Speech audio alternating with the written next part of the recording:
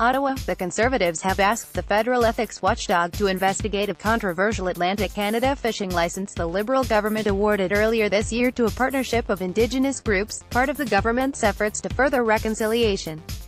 The request comes as a court challenge of the decision reveals new details about how Fisheries Minister Dominic LeBlanc made the decision to award the lucrative Arctic surf clam license to the Five Nations Clam Company. In a letter delivered last week to the Federal Ethics Commissioner and obtained by the National Post, Conservative fisheries critic Todd Doherty raised concerns about possible connections between the Fisheries Minister, Five Nations and its industry partner, Nova Scotia-based Premium Seafoods.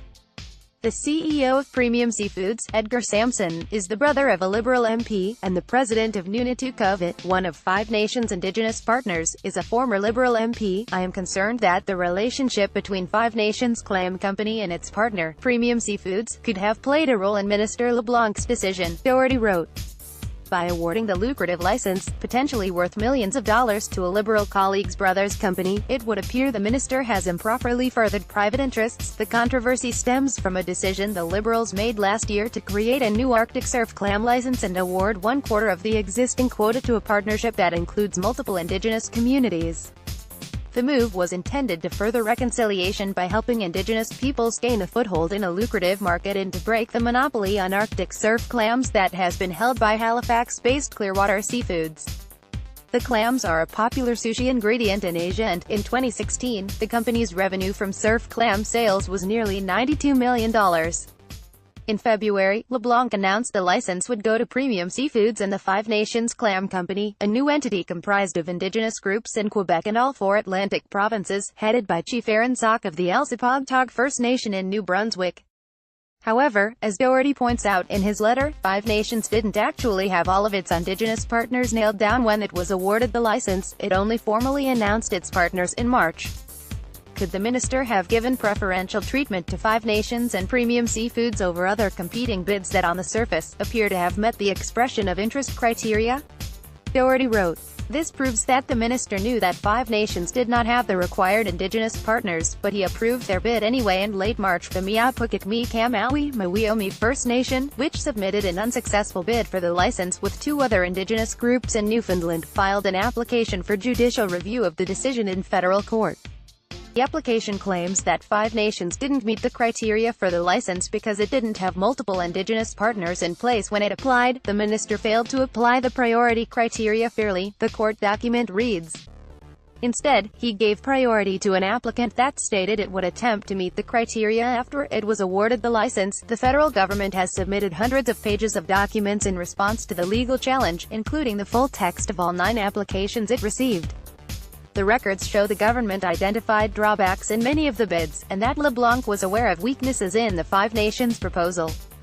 According to the documents, Five Nations had only one partner other than the watchdog First Nation in place when it bid on the license, the Innu First Nation of New Tashkun in Quebec, which LeBlanc noted when he selected the winner. Please take next steps with the proponent, and ensure that additional Indigenous communities are quickly confirmed, he wrote in a handwritten note as part of his decision. This proves that the minister knew that Five Nations did not have the required Indigenous partners, but he approved their bid anyway.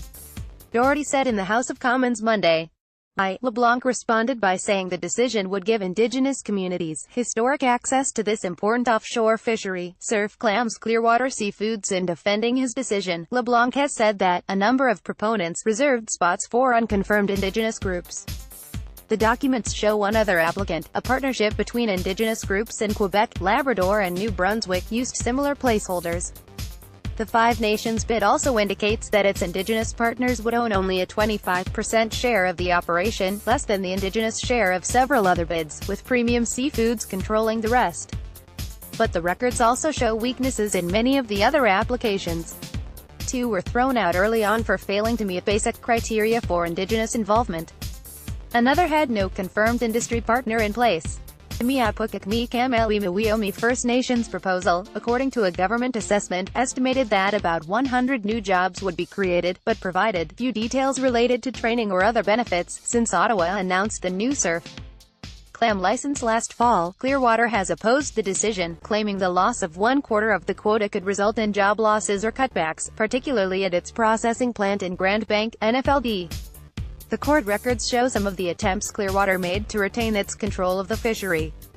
In a letter to LeBlanc from May 2017, Clearwater co-founder John Risley outlined a proposal to divest 2 licenses, including one to a First Nations group, provided Clearwater would continue to carry out harvesting, processing and marketing of the clams. If the policy objective is to diversify ownership, we are committed to finding constructive solutions, Risley wrote. If it is to satisfy those who seek to grow their interests at our expense, then we have a problem.